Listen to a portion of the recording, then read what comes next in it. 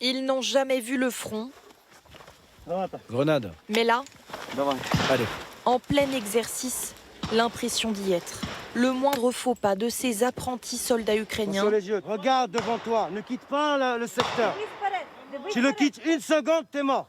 Aussitôt pointés par leurs instructeurs français. On fait 5-10 mètres, Assistés de traducteurs. on s'arrête, on analyse. Moyenne d'âge dans la tranchée, 40 ans. Ils étaient fermiers, professeurs, étudiants. Certains n'avaient jamais tenu d'armes. Doucement, je prends le temps de regarder ce qui se passe. Comme eux, Est-ce qu'il y a un piège? plusieurs centaines de recrues ukrainiennes s'entraînent depuis des semaines dans ce camp, caché au cœur de la forêt polonaise, terre d'accueil. Formés par l'armée française, dans un décor pensé dans les moindres détails. Rafales de tirs sur haut-parleurs, fumigènes, cibles placées à des endroits stratégiques. Par leur taille, par leur hauteur, ces tranchées ont été construites spécifiquement pour ressembler à celles des terrains de combat ukrainiens. Pour leur sécurité, impossible de leur parler, de montrer leur visage, où se mêlent concentration et angoisse. Tout reste à apprendre, se déplacer, se coordonner, même respirer. Si je suis tout seul, c'est bon? Allez, on recommence. Ils apprennent à progresser en sûreté, faire attention de là où ils mettent les pieds parce que la tranchée peut potentiellement être piégée. Ils apprennent à communiquer entre eux, regarder en l'air. Car la plus grande menace est dans le ciel.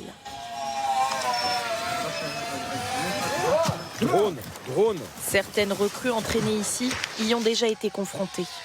Nous nourrissons en permanence des retours d'expérience des soldats ukrainiens. Ils nous apprennent la manière avec laquelle ils luttent contre les drones, les actions immédiates à prendre lorsque vous êtes face à une menace drone. Échange d'informations tactiques, l'armée française a élaboré une formation sur mesure pour répondre aux besoins ukrainiens. Allez, ça rentre! Dépêchez-vous! Ici, simulation d'une blessure. Nous, ça nous permet d'intégrer des conditions plus réalistes, des choses qui peuvent réellement leur arriver sur le terrain et de mettre aussi des conditions de stress. Donc il n'y a pas d'arrêt des combats, comme en réalité, en fait, on porte les soins et le combat se poursuit en arrière-plan. L'application concrète d'un savoir-faire français précieux. L'armée française a une expérience du combat ces dernières années, au Mali, en Afghanistan, etc. Donc il y a déjà ce côté, on connaît le feu. Si nous assurons la formation, c'est autant de soldats ukrainiens expérimentés qui sont disponibles pour faire autre chose plutôt que de former des jeunes recrues. D'autant que leurs troupes sont en infériorité numérique face aux Russes, le recrutement est difficile. Quelques jours encore et leur formation prendra fin. Dans une semaine, un mois, un an peut-être, ils seront sur le front.